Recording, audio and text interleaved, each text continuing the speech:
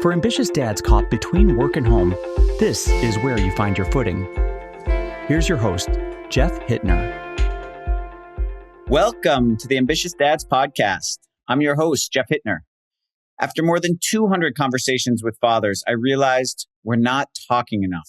Not about our fears, our ambitions, how our kids are really doing, or how we're holding up in the middle of it all. This podcast is for the dads trying to build something meaningful and be present at home. The ones carrying a lot, questioning if they're doing enough, and craving honest conversations without the filters. If that's you, you're not alone. You're in the right place. Let's figure this out together. So today's guest is Quinton Sanicola. Quinton is a serial entrepreneur and the founder of Q-Cola Worldwide Strategy. And most importantly, of course, he is the father of two boys, a 3-year-old and a 7-month-old. So Quinton, welcome. Hello. Happy to be here. So nice to have you. So tell me, first of all, you've got a baby in the house and a toddler in the house. And it's funny, in Spain, they have this great expression when you have any or all kids under the age of 3, they say you're in the tunnel. which means I don't even know that you can see the light on the other end. But tell me what life is like right now with a toddler and a baby. Oh my gosh. Well, I don't sleep much. No, just kidding. Well, okay. No, I'm not kidding. However, it's worth it. Very much so. Life is a mystery. You know what I mean? And you hear a million expressions when you're growing up, and you hear about, like, even the joke I just made, right? You hear about that, and it kind of, or you hear about how you're not working for you anymore. It's not all about me anymore. You hear all of these things, and you understand it, like you register it mentally, but you don't register it. Like, it doesn't hit the heart. You don't like feel that, and then you kind of see the tunnel. So you get the news, hey, we're pregnant, like, this is what's going on. And you're like, okay, I can see the tunnel there, but I'm not in the tunnel yet, right? And then you get into the tunnel, and it's a whole different world. Everything is a different world. The way you look at life, the perspective that you have on why you're doing your day-to-day tasks, or even the weekends, your everyday life, everything shifts. Transparently, some of it's hard. Not all of it's easy, right? Not all of it is even the funnest thing in the world. I mean, come on, like, nobody's interested in changing diapers, right? It's the reality. It's not all about you anymore, right? When you're making decisions now about where am I going or what am I trying to do, I'm now factoring in multiple things. I've heard other people say I have to be in 3 places at once now. One for my boys and one for my wife, right? And it's that reality that, okay, there is a bigger picture here, right? Not just a bigger picture of, the 30,000 foot view of what I want to build for myself. It's no, there's a bigger picture going on in Quinton Sanicola's life that is so much more important than myself. The curiosity changes. That's something I didn't expect, is because you're watching this new life, right? My 2 boys, how curious they are. One is only 7-month-old, so he can't communicate and articulate it yet. The other one, being 3 years old, can actually start to articulate the curiosity. Why is the sky not yellow? Why is the sky not green? Right? And you're like, these are like simple, like, the curiosity, and you're like, wow. And it, like, forces me to be more creative, to be more curious about what's happening. It's unbelievable. I think I would never tell anyone how to live their life or how to rush into it, because it is a change, right? Because I think there's a lot of people out there like, start early, then others are make a bunch of money, especially in today's world, make $1 bajillion and then start. And I'm like, you know what? For me, start when it's time to start, which is going to be different for everybody. But don't delay when you've kind of reached that season and that phase that you think you should start, or you should start having kids and building a family. Don't delay that for those external things. And don't rush into it for those external things either, because you feel the pressure. There's going to be a balance here, I think. And I think that would be like right off the bat, one of the first things I would tell anybody is just there is a time, and we all kind of know when that time is. Don't delay it, because it's just the most unbelievable experience possible. Thank you so much for sharing that. It makes me think, I remember when that time started to appear for me, was I just started noticing, I was living in New York and I just started noticing everyone's baby, right? You notice babies, you notice pregnant moms, you notice the young kids. And like, it's like one of those things where I didn't even know they existed in the streets of New York City. And then all of a sudden it's all I could see. So Yeah. I totally hear you in terms of like when you know it's the time. I I mean, love this idea. not Yeah, go just ahead. the babies crying on an airplane. You started noticing them other than that too, right? No, just Yes, kidding. amazingly, the beautiful times instead. Right. Although, of course, you can't actually stop and watch them at a park if you don't. I remember in New York. There are these summer like swimming pools that you can swim in all over the city. And I met up with a friend. It was fun. Instead of like in the middle of a work day, he worked at a venture capital firm, and I was running my business. And I was like, "It's too hot. Let's go to the pool." And we go to the pool, and the lifeguard's like, "No, you guys can't be in this pool. You have to have kids with you." And I was like, "Okay, well, that seems a little awkward. So let's definitely leave this pool." So there are a few limitations when you're in, like the zone to want to have kids. I want to ask you more about this curiosity because it's a beautiful thing. And for you, how does that curiosity convert into any number of things? I think most specifically, I'm interested in so many of the dads that I speak with who have a similar excitement and curiosity aren't really doing a lot of research as a result of it to kind of understand like, okay, what's going to happen next? Like, what do I need to be prepared for? What do I need to be thinking about? Has your curiosity converted in any way towards understanding kind of the developmental stages of your kids? Or is it more just like an openness to whatever is coming in front of you? How does it work for you? Definitely a combination of both. And I'll explain why. Because in life in general, very much so an open thing. So I've absolutely, I think you're in Spain now. Like I'm absolutely not lived the traditional lifestyle from someone who grew up in Nashville, right? On a horse farm in Nashville, mind you. So about as stereotypical as you get, right? Went to the UK, met my wife there. She's Japanese, as in from Japan. Lived in Japan for multiple years, came back here, transitioned over the last several years, right? Started several businesses, sold a few, gave away a few. Long story behind that. But in life in general, I'm a very open and go with the flow person. And this has just enhanced that to a very, very large degree. In terms of creativity, just questioning like why, when you get that 3-year-old age, I had somebody that I was talking about the terrible twos with, and we didn't really experience the terrible twos. And she actually echoed this, and she said, well, actually, that time is coming when they turn about 3, because it's the season of why. Everything is why. Why? Do this. Why? Don't do this. Why? Right? This is how it is. Why? And the creativity behind that going, why? Like, wait a minute. It's a good question. Why do we do what we do? Why am I doing this? But that translates into life, right? So the openness and curiosity in life has always really, really been there, and it's just been enhanced. When it comes to creativity and curiosity towards like, how do I want to raise my children? Absolutely. I think this is a time where you have to be more intentional than ever before. And I mean that because you are not alone in your home anymore. There's a digital babysitter if you choose. We choose not to. We choose to be the babysitter. We choose, right? And we're very intentional. And I mean that in terms of screen time, right? I mean that in terms of social media. Now, again, 3 and 7 months old, quite a little early. I get it. However, these are the decisions that we're making ahead of time.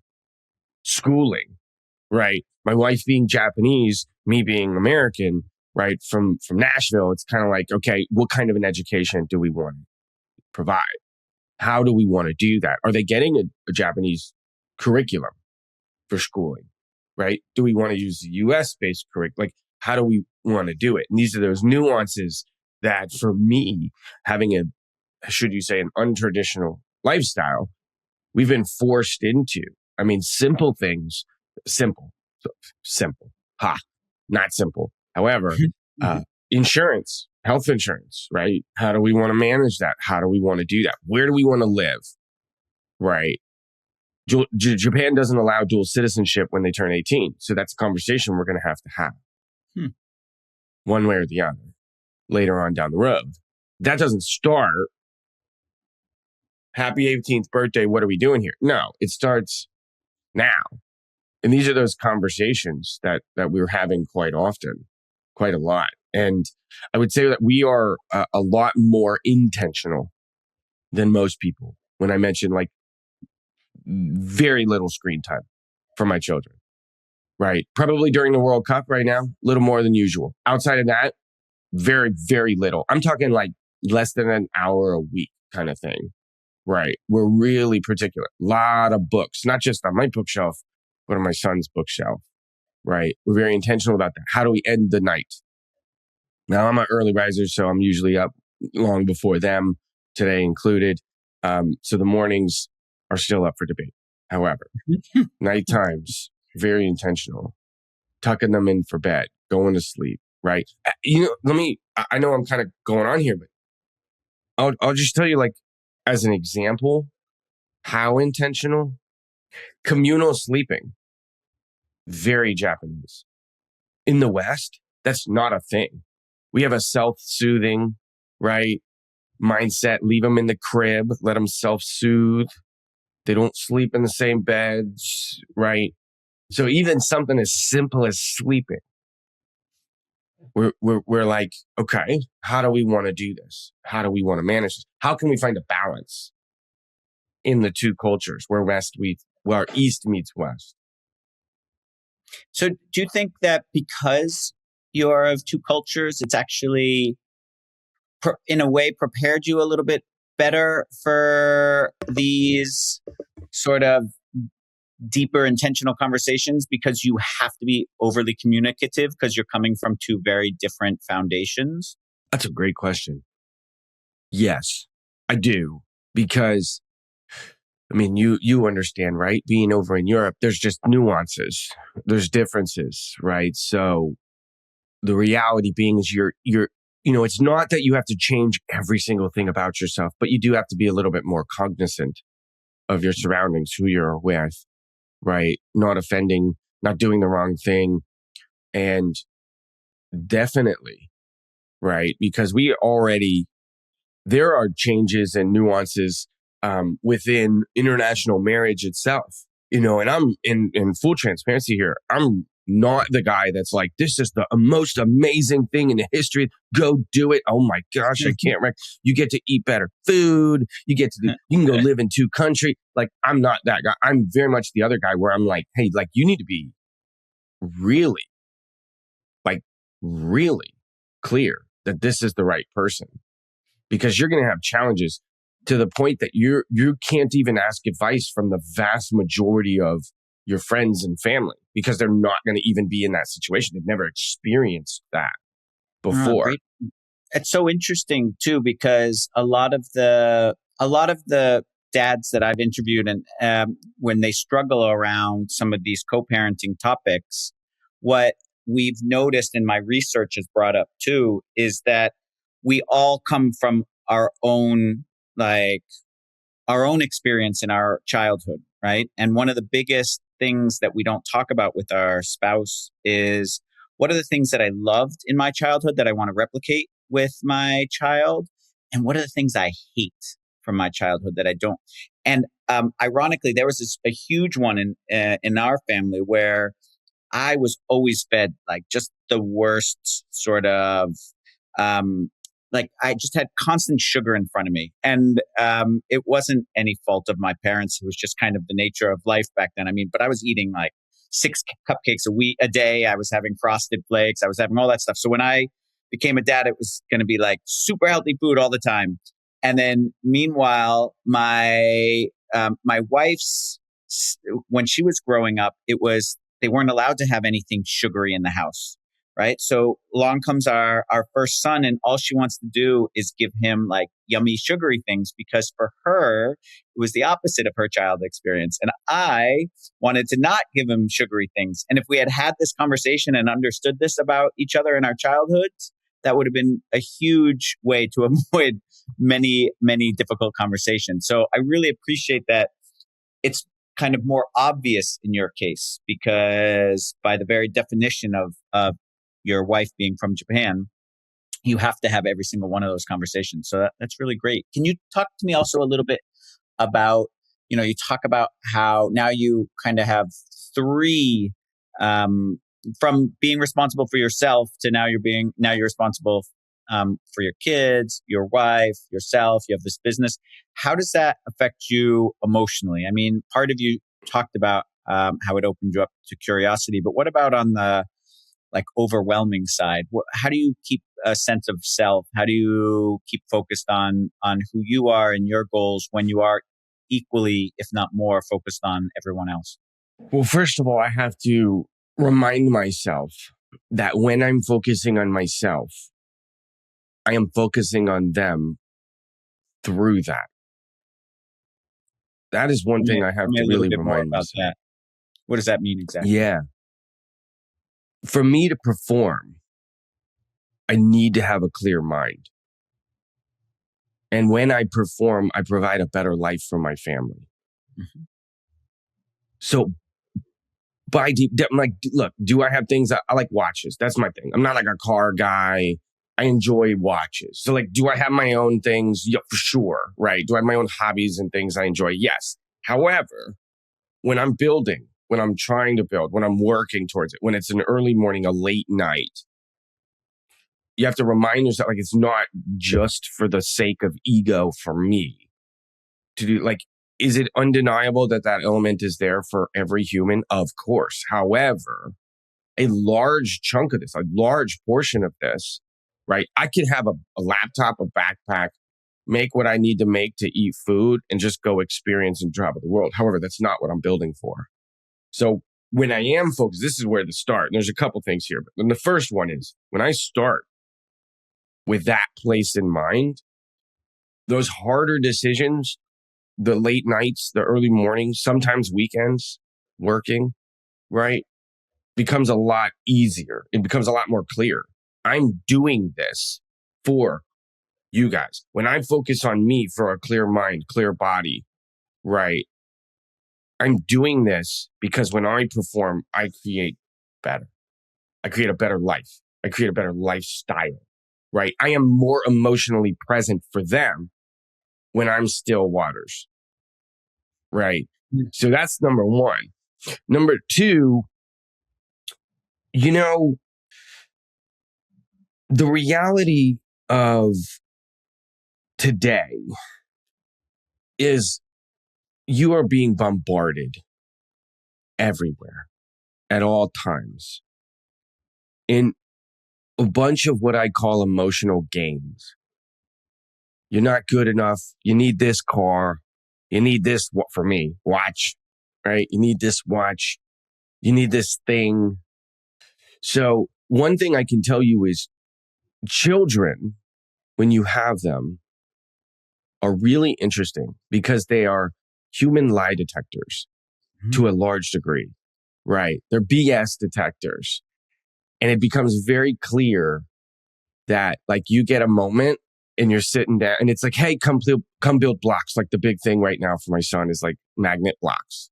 He's like, he just wants to be present. He just wants me to be emotionally present. And especially ambitious dads out there or entrepreneurs or people that are trying to build something, you'll find it difficult, that balance between being emotionally present, but also I'm not just building for me, I'm building for you, which means I can't always be there. I have to be doing the thing, whatever that thing is. I have to be building that thing, creating that thing, planning that thing, actually executing on that thing. So finding a balance between one and two is going to be a personal battle on a continuous basis. that you're going to have to face. And you're going to have to make hard decisions. Is today a Saturday that I'm working? Or are we going to the park? Am I building blocks? And as long as you can be as open and transparent with yourself as you can your family, typically that I've found, maybe I just got lucky, but typically I find that they understand. And you just got to be clear. The trouble comes, though, when you try to blend those two together. Which is what I really struggle. If you ask my wife, she'll tell you, right, that I struggle with. Are you working or are you here? Are you playing blocks or are you here? Are you studying or are you here? Hey, I see that headphone in your ear. Are you listening to something or are you here? And I really struggle with this one, and I'm really trying to do better.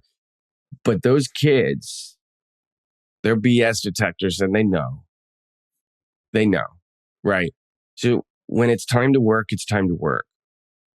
And when it's time to step away from work and be with family, it's time to be with family. I feel like that's much easier said than done, right? As you started to explain, right? What about the guilt or whatever that creeps in those scenarios, right? I think there's lots of dads that I've spoken to. They say, yeah, I totally get that I should have my alone time so that I can recharge, so that I can be better for my family. But like X, Y, and Z needs to be done. And my wife needs this so I can help with the house and all these things. So how does that affect you?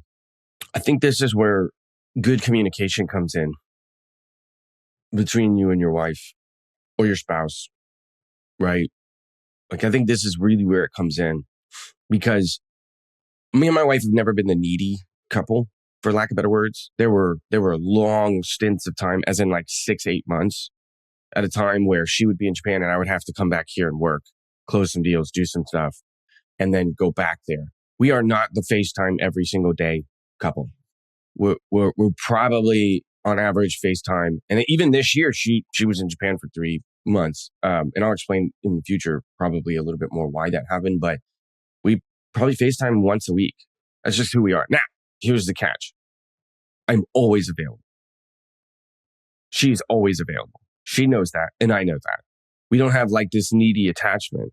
However, we're always available. Hey, can we talk? Yes. That's the answer. And that's the communication. And it's the same thing when it comes to you focusing on yourself, the guilt. You just got to be communicating. If your family, this is what I would say to the dad specifically, any of the dads out there in this manner, thinking this way.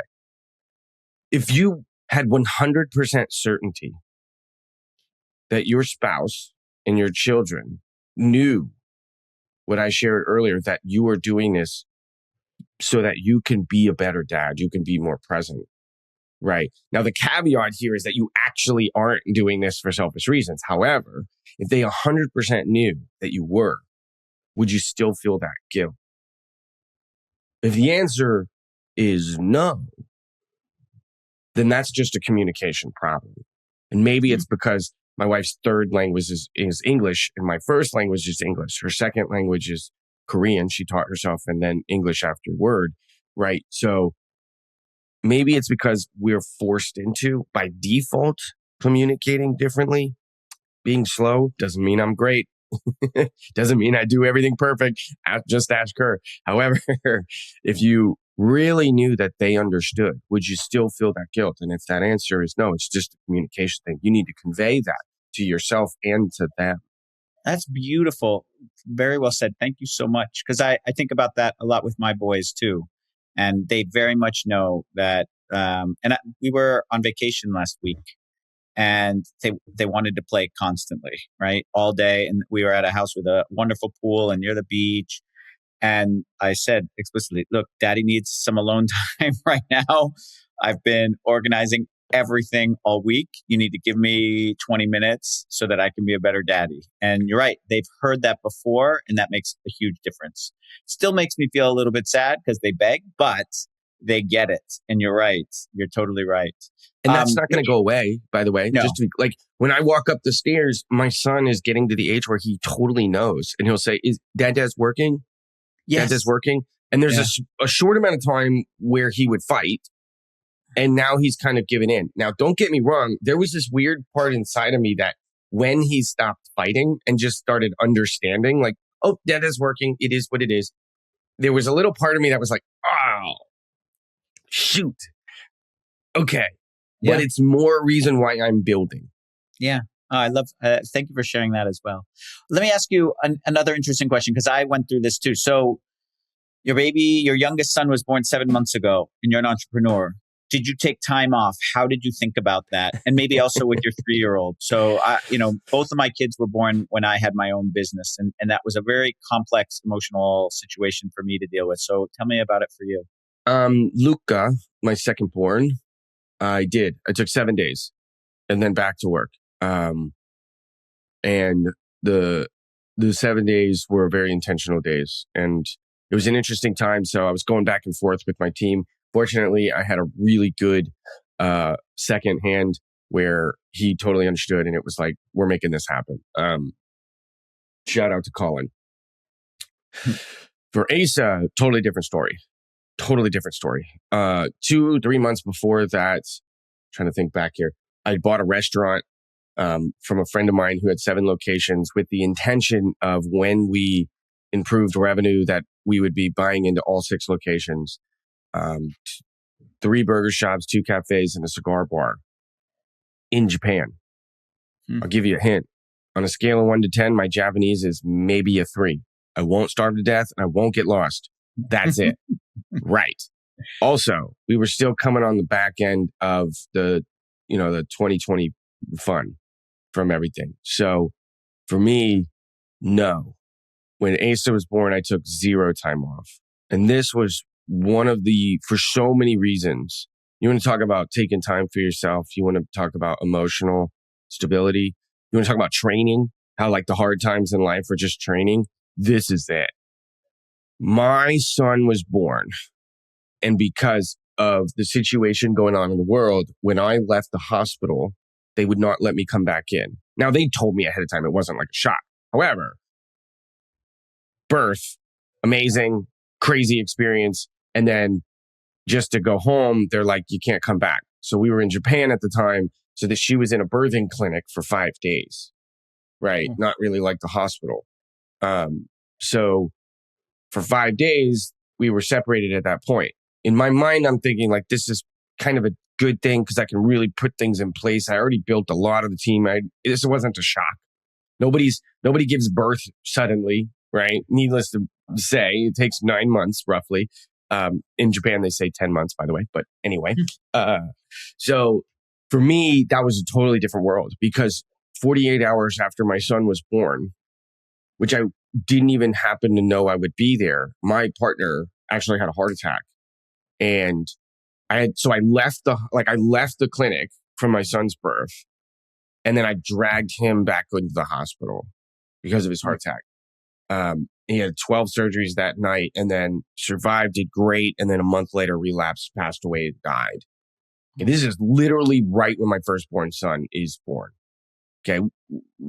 We're like, whoa, we got a new location that just opened. I'm running my side of things. Like, I'm in a foreign country. I don't even speak Japanese. So if you think it's hard enough to build a business in your own country, think about a second country. And I'm like, what are we doing here? Now, I'm not a restaurant guy. So I'm also in a new industry. Now, I'm a systems and a process guy, right? Like fractional COO stuff. So I'm very good at plan A to Z. How do we get there? But I'm not a restaurant guy. So everything at the same time is new to me. And then a good friend of mine, before he was my partner for almost a decade, has a heart attack right in front of me. And I physically had to carry him to the hospital. So needless to say, with my firstborn son, with Asa, there was no time off. There was 0 time off. And this is those times. So to the point that those first 3 months, right when we ended up selling our locations, because I was like, this is my friend long before. But that was about a 3-month process. And then after that, very quickly, like 2-3 weeks after that, I had to go stateside for work and business that was out here. And they were in Japan for that like first 6 months. My wife was pretty much a single mom in Japan. But this is what I was very intentional about that 1 and 2 there, about being like, this is for you guys. And when I'm present, and don't bleed the two together. Because when I'm gone, you can't be. We can FaceTime, but that's actually kind of a bad thing. Just so I can give you guys a hint here. That's harder because then you got to say goodbye on the phone. And the baby does not have a clue what that means or why. You're just not there in their mind. So like, that's why I started there. That was the dark night of the soul, sitting in the dark on the curb with my hands in my forehead, or my hands and my face in my head, just like, what am I doing now? Like, what happens now? That was that time. And this time with Luca, my second born, it was much more like, no way. I'm taking the 7 days. I'm going to be here. 7 days is still, quite shy of 4 to 6 months, in Europe, even longer sometimes. So what? Oh yeah. After the 7 days, you work from home, right? So it was 7 intentional days, but then lots of time afterwards. Why only 7 days, for instance? If someone works in a company, it's months. So talk a little bit about that. 7 days uninterrupted, right? Oftentimes, especially in parenthood, this, by the way, remember when I said earlier, like, I knew, but I didn't really know. This is one of those times. You'll understand whether you're a dad or not, but you maybe might not understand for someone who has children. It is not about the amount of time. It is about the quality of time. It is about the intentionality. So that 7 days doesn't sound like a lot, but for me, my wife, that was a big deal, especially after the first son, where I was just not there. And it wasn't an option. Like it just was not an option. With Martin's passing, my partner's passing away, 7 locations, we got 45 employees. There's legal battles behind the scenes. He was only in his early 50s. So it was like, he had 2 kids, both under 10, by the way. Take care of your health. Not sure if you're going to get there, but take care of your health. This was one of those realities that, okay, like I can't be there, versus number 2, very intentional with 7 days. So to kind of answer that second part of your question though, I have the ability to kind of be flexible with my schedule. So, right, although I do work significantly more than the average person, I have the ability to pick and choose when that is. So as long as I'm diligent, or as long as we're, like being intentional with time. Do you want to go to the park today? Can we go to this cafe? Can we do this? Right? That I'm able to do. I'm allowed to do.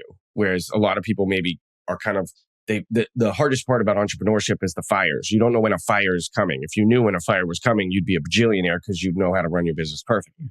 You never do. That's just the reality.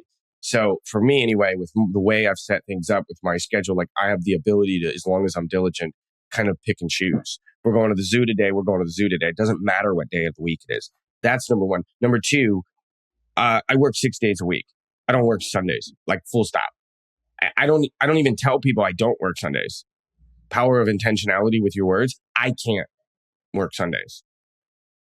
I've had conversations with opportunities that are big ones. Hey man, I know it's the only day for you. We got to figure it out. I can't do Sunday. I can't work Sundays. And I always have 1 day a week, no matter what, where it's family day. I don't even like to leave the house on that day. Right. That kind of thing. Like sometimes my wife on a Sunday will be like, hey, can we go to the park today? Or do you want to do this today? I'm like, honestly, no. I just want to be here, play blocks, be with you guys, but I just don't want to go out. And that's my Sundays. Love it. So tell me a little bit about what keeps you up at night as a dad. What's kind of going through your head these days? What keeps me up at night? Well, obviously everything in the world is hunky dory. Everything's great. Nobody's doing anything stupid out there. I mean, I say that facetiously, obviously. The complete and utter madness of the world has a different perspective. As a dad? As a dad. You have a totally different perspective on war. You have a totally different perspective on viruses. You have a totally different perspective on so many things. On in you know the like the debt crisis that we are inevitably facing in the West here that will come home to roost. Is it going to look like Mad Max? Right? If there's another 2008, like, is it going to look like Mad Max? No, not necessarily. Maybe. I mean, it could have, by the way, in 2020, it really could have got worse. Like, it could have got way worse. Right? However, that financial situation has a whole new meaning. Being vigilant about, like, what am I building towards? Okay, how can I be mindful? Right? The wars happening, the fighting happening has a whole different meaning. So what keeps me up at night specifically is honestly those fires in the businesses and building, because what I want to build, I want to bring my son into, and then I want to have a family business, right? And I want to grow that together, and I want to start that as part of his education, teaching him and letting him learn. So if my business isn't ready for him when he's ready, in my mind, that's a big problem. It's like there's only so much I can do about the existential issues out there. True. What in terms of the developmental stages, your 7-month-old and your 3-year-old are going through it? Is there something that worries you or feels a little you feel a little bit more uncertainty towards? Specifically with the 7-month-old? Sure. Yeah. Food. Right now in my home, you were talking about how much sugar you ate earlier. In our home, we've gone through full vulnerability here. We've gone over the last several months a pretty big allergy issue with my second-born son, and we have narrowed it down, and it is inevitable that it is the quality of our food in America. They went to Japan, and all reactions disappeared in 3 days. And then come back, and then it pops up again. You go, okay, there's something going on specifically in the US. Now, we have to have I don't have any plans right now to pack up and move. However, if this becomes like a major issue, it's going to be taken out of my hands. So I got to tell my family, the Sanicola family, sorry, it's not about me. It's not about you. It's about my family. And we're going to go back to Japan because he's not having reactions. Ace is good to go on all fronts. Luke, on the other hand, it's not about me. And we're really diligent about food and what is in it and how we're handling it and what we're eating. Over in Spain, over in Japan, you don't really have the same, like, it's not perfect, but it's just not the same in a lot of ways. And that's probably one of the biggest things right now. It sounds very stressful, actually. Yeah, because it sounds like there's a lot of unknowns and uncertainty with that. Oh yeah, and it's a gift and a curse. There's a release. There's a trusting in the unknown in that element, right? And that's how I, went to Europe in the first place. That's how I went to Japan in the first place on a one-way ticket, which everyone told me they wouldn't let me through the border. And guess what? They did, right? And then I got married, and that was not planned. So this is how I live my life in many ways in terms of the unknown anyway. However, it's the reality. I mean, when you become a dad, when you start going through those things, it's like, how do you handle a bully? Your son's being bullied. How do you handle that? Right? When there's food allergies going on, how do you handle that?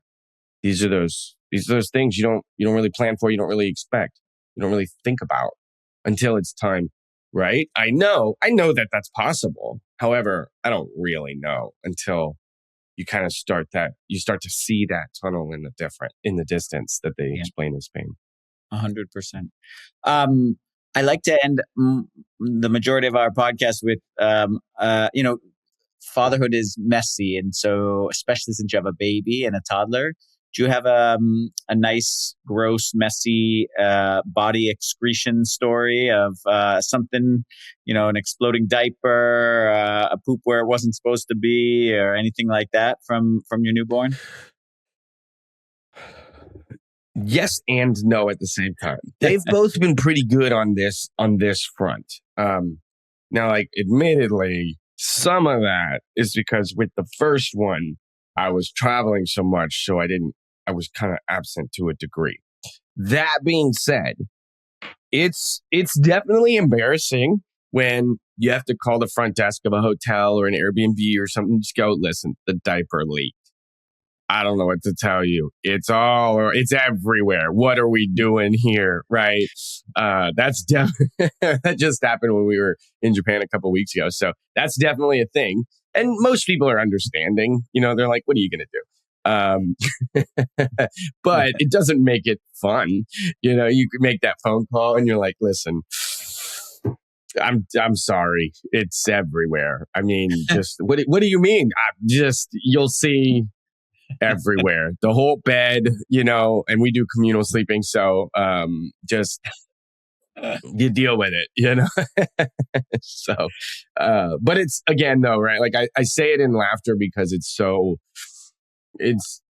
like, it's obviously not their fault, right? Yeah, you know what I mean?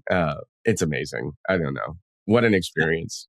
I have definitely had that happen in a hotel, as well. Although you did a better job. I don't think we called the front desk. I think we just checked. Just shocked the maids. Yeah, exactly. All right. Anything else I should have asked you? It's been really wonderful to kind of get your perspective on fatherhood. Anything else you should have asked me? Oh man. Yeah. No, honestly, I think this is the bulk of it. I think. I mean, there's so many things you can talk about, you can go down, but at the end of the day, like I really mean that. I really mean that because there's so many people pulling people on all sides. Have them early, have them 18, 22.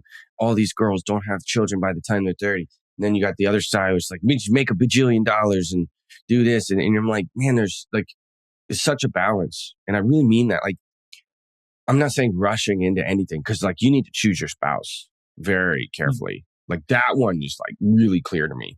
And I chose very well. Nothing to do with me, just she's awesome. Right. That being said, this is not like a rush into it. And this is not like a delay. Like just delay for the sake of having, you're never going to have enough money. Period. Full stop. Even if you're retired, it's not enough. Right? Like, and the money only goes so far when it comes to allergies, health, right? It only goes so far when it comes to like existential life, whatever things. So go out there. I don't know. Get on the field. Make it happen. I think it's when it's time, you'll know. You'll feel that calling kind of to a degree, that kind of whisper, and you'll go, I think it's time for us. Or you'll be shocked. And if you get the surprise, then it's like, put your head down. We're going in it. Like, let's do it. Let's start this journey because it's so worth it. And it's there's a tickle fight with a 3-year-old of your own can't be expressed. Okay. The amount of joy that comes with that, knowing that you're providing that experience for him or her is unbelievable. And there's just no words to describe. I think that's probably one of the best quotes I've heard in a while. Yeah, you're 100% right. That sort of giggle when your child is having so much fun being tickled is the best. Thank you so much, Quinton. Really appreciate your time and good luck with your growing family. Thank you. Thanks for tuning in to this episode of the Ambitious Dads Podcast. If you enjoyed this conversation and want more insights on balancing ambition and fatherhood, make sure to hit that like button, subscribe to the channel, and turn on the notification bell so you never miss an upcoming episode. Check out the links in the description for our newsletter and more resources to help you live intentionally as a dad.